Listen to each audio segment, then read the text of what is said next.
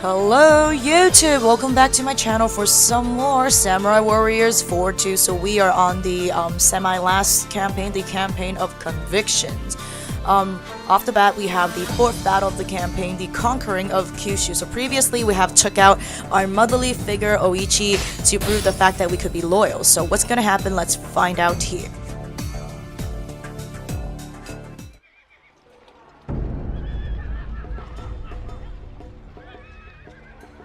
Eka, この戦で九州を制す。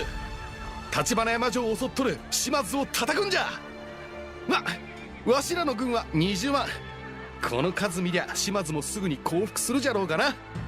清正、高虎、お前ら若い衆には期待しとる。頼んだで。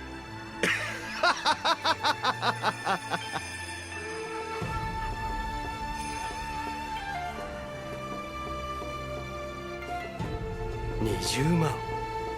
こんな兵を扱えるのは秀吉様だけだ。だがその秀吉様がいなくなれば。縁起でもないことを言うな。秀吉様のお世継ぎが決まるまで家康殿の力を借りる。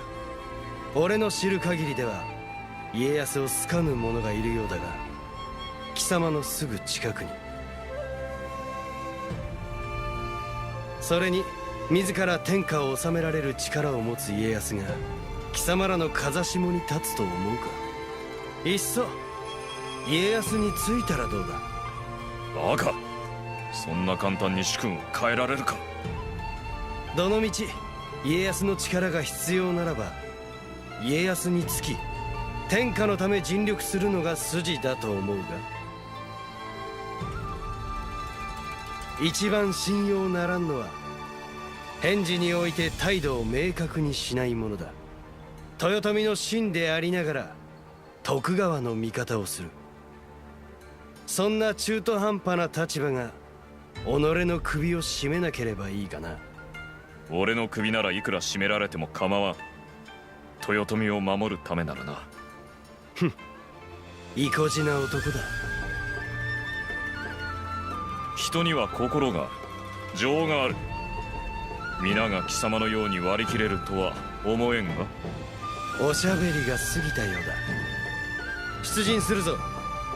俺は主秀長様のために功を立てたいのでな。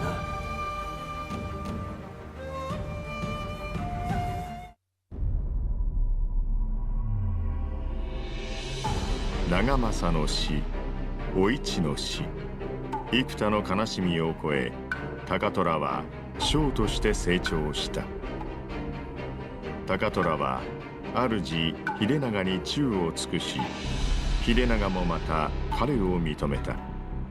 そして四国攻めの功が認められ、ついに大名となる。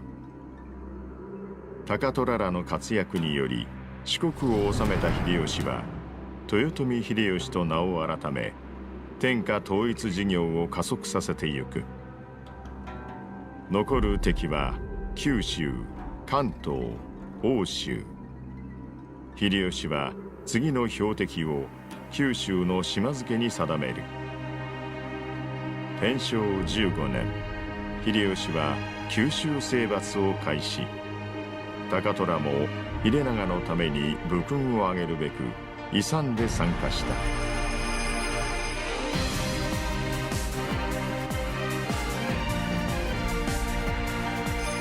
中節の将、九州征伐。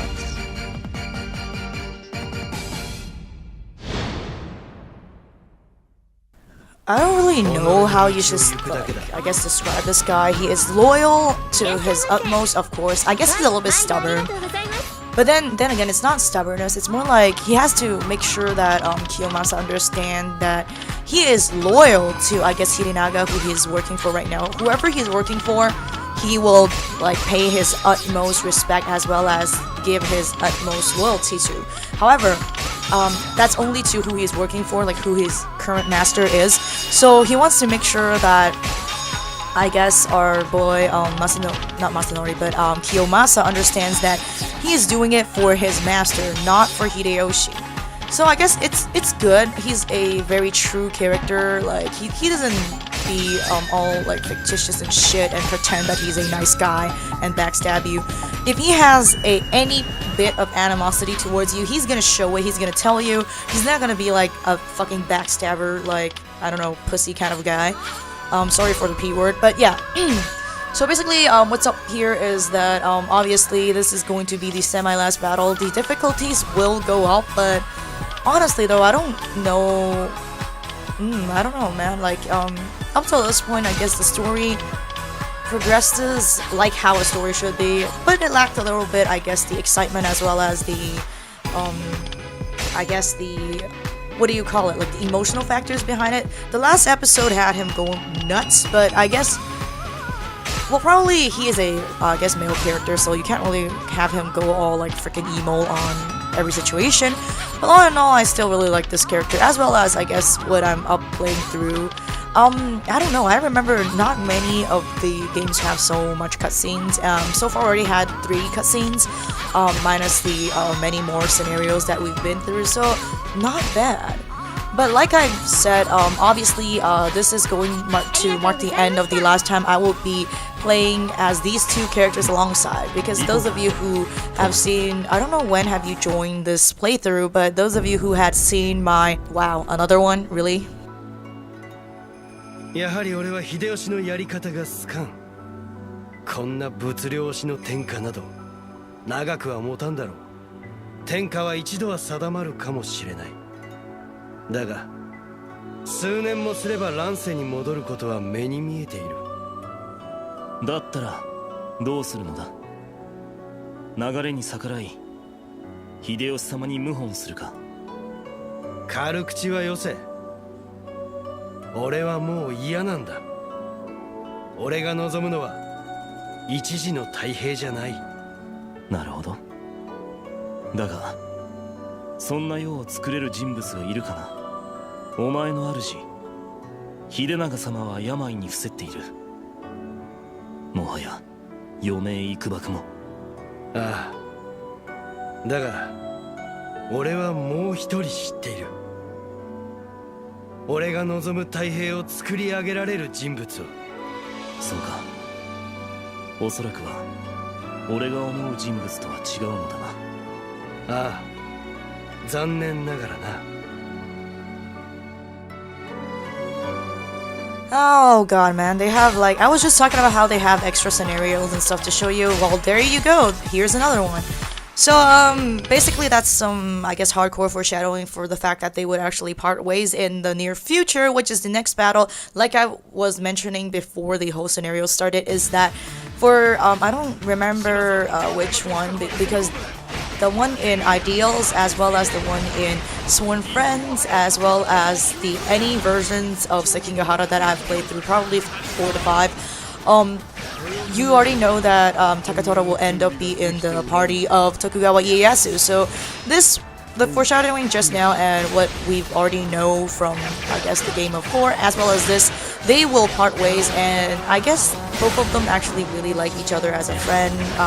Nothing about the fucking BL shit that you guys are all getting excited, but I guess that's like how much friendship they had over the course of time of suffering in this like war-torn land. So yeah, so both of them are not the type of like very emotional. Well, when I say emotional, doesn't mean you all go like okay, emotional does not equal to hysteria, so I have to set that straight. I guess both of them are very those type of people who have a strong sense of sentiment. So but then they don't express it like the way that I guess our cute little boy Mitsunari actually does. So all in all, I guess they will later on have a follow-up scene of them actually departing from each other like they did in 4. All in all, I really like the pairing of these 2 good friends, and I don't know, I thought they would have bring you, I guess, a alternative kind of universe thingamajig to actually have them have more interaction, but I guess getting to use them together for 4 battles is not really a bad deal, right? Well, yeah, so, I don't know, it's just that, sometimes when I get overly, repetitive on my battles, like, I've mentioned this now, Sekigahara, 5th time, maybe, like, this one's gonna be the 6th time or 5th time, I don't know. it's really hard for me to actually focus on commentating the freaking, I know, like what's happening in the game, because it is unfair to people who actually join the channel or the playlist like right on this campaign. You would be like, but hey, I don't know what's happening. Well, I guess maybe I'm just being irresponsible. If you guys actually would go back to see, I guess, the respective like earlier playthroughs of the same type of battles, you might actually like know my analysis and stuff on, I guess, characters, backgrounds, and etc. But I guess coming back to Kyushu, Kyushu is really not a common, I guess, playthrough of anything, because except for, I guess, the Shimazu campaign, as well as some of the campaigns that featured, I guess, Hideyoshi's gang of people taking over Kyushu, it's really not that repetitive, as well as, I guess, tedious compared to Sekigahara, because all of this map still looks pretty intricate. There are only like this many people that you could actually take down, and basically if you busted the Shimazu, everything's done. But I don't know, it's like Sekigahara, you have to go through a lot of process to get to the final boss, regardless if you're playing on the west side or the east side. Like, I guess it makes sense, I guess in sense of this is the final battle. If it's not complex, then why the hell is a final battle, right? But for my commentary, I guess I would get a little bit burned out, especially most of the time I play like few episodes in a row. So by the time I see another like repetition, especially like on a big map, like those of Sekigahara, I would be like, I really want to make this interesting, but just sorry folks, I'm just not really feeling it.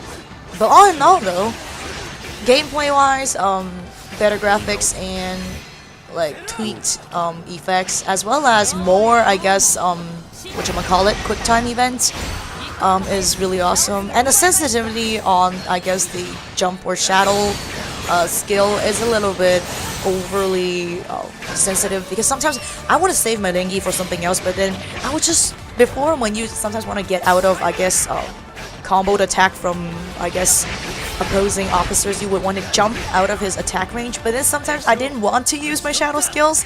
I just jumped and it automatically used my Dengi, and I'm like, what the fuck? But all in all, I guess, basically, the gameplay mode is, I guess, improved, except for what I've been facing just now. And story-wise, well, basically this is, I guess this is a little bit like a extreme legend-ish type of game, except they only have one character for some reason. But I guess they've done justice to the new characters introduced in 4, except for Hayakawa Dono. I really feel sorry for her though. Although I freaking raged intensively in the final battle of the Campaign of Promises, but she wasn't such an airhead, like over-optimistic, idealistic girl like she is in here. And strictly speaking, I guess the further unfair part about the dev team on her is the story makes Kaihime looks so much more intelligent when she used to, as portrayed in most of the other versions like 3, 3Z, 3 Empires, etc. She is a very hot-headed girl that goes like kaboom every time she got provoked, get praise, and she had a thing for, I guess, Oyakata-sama, Ujiyasu, but here though she suddenly acquired, well, I'm not trying to mean like she acquired intelligence, but she is far more, I guess, like calm and collected compared to what she was before. So I don't know, mildly, I guess, surprised that they did a little touch up to her characteristic, but then it doesn't have to make our good old girl Hayakawa Dono all dumb, right? You know, that's just my, like, I guess, opinion on her. So up till this point, when we're close to the main like city of the Shimazu, you already know that it's gonna be a final struggle from them, and after beating the whole clan of Shimazu Ultra Warriors, we are going to complete this battle. I don't know, man. I feel like this one's gonna be a very short battle for some reason, but I won't know until I render it out. So yeah. Basically, I don't know if you guys were actually aware, have I been commentating on the fact that Shimazu Yoshihiro actually said this. He's like, oh, brother, you are indeed a very good tactician because you've came up with a plan to actually lure them into our city for a final strike down, to show them the prowess of the Shimazu family. But his brother actually replied I guess the answer that makes sense to the reason why they finally joined force of the, I guess the West Army. Because, you know, this one is still part of the West Army, right? Afterwards, obviously Takatora went off to the Tokugawa side. So the brother of Shimazu, Yoshihiro, said this. I think it was like Yoshihisa? Yeah. He's like, "You're wrong, brother. This is actually not using the Shimazu's prowess to lure them in. It's actually using the Shimazu's power and political status to lure them in." And then immediately Yoshihiro's like, "Oh, brother, now I know what you're trying to do. You're trying to preserve the Shimazu family." What they mean actually is that we're actually gonna, like, regardless of our status of win or lose, we're going to, I guess, surrender to the Toyotomi forces, because for the greater well-being, you can't really struggle against a person who owns like more than 50% of Japan when you only own maybe 30%. So yeah. Speaking of the Shimazu family though, a lot of people who are, I guess, not familiar enough with the history, as well as only believe in the, I guess, the canonical history that they portray to you. Shimazu family are not only famous for, I guess, their political position, because the Satsuma people, like the, I guess, the clan of type of Japanese people that live in the southern areas, which Shimazu are. The Satsuma people are actually very politically, I guess, being biased on, because they have a lot of like abundance in the city and lands, as well as they have like, political power, and they have a lot of manpower.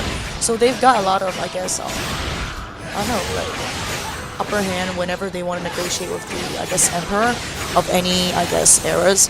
Coming back to this though, so they are actually the very first people that incorporated the usage of firearms in the history. Like, you thought it would be people like our very innovative Nobunaga, but no. Although they actually followed suit afterwards, but the very first people who actually accepted the fact that the Westerners' weapon are a better choice are the Shimazu people. So, surprise, surprise. And then they are not only the first one to actually incorporate Western weapons in their artillery, but they also are the first people to actually go and manufacture their own firearms. So they are one smart clan of people, you have to say. Once again, this marked the completion of yet another battle of our second last campaign, the campaign of convictions. So, I don't know why, I just feel like we have a very hasty battle just now, so let's see what happens.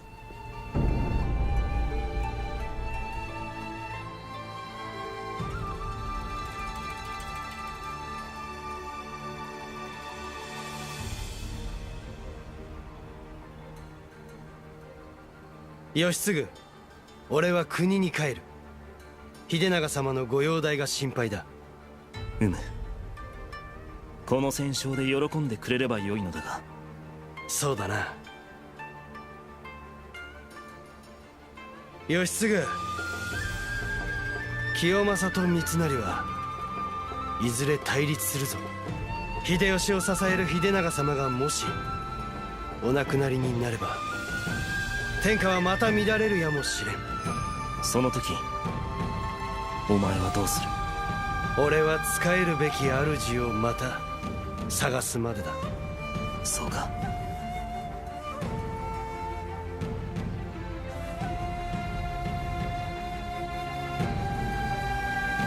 From this point onwards, it's not even surprising that like these two are gonna part ways, and of course it's gonna be like the Sekigahara battle. Not really surprising, but I would try my best to make the next Sekigahara battle for the 6th or I don't know how many times I've been through more exciting than usual, at least. Thank you guys for watching up to this point, and I'll see you guys in the next episode to see what will ultimately be the fate between these two friends in Sekigahara. So, see ya!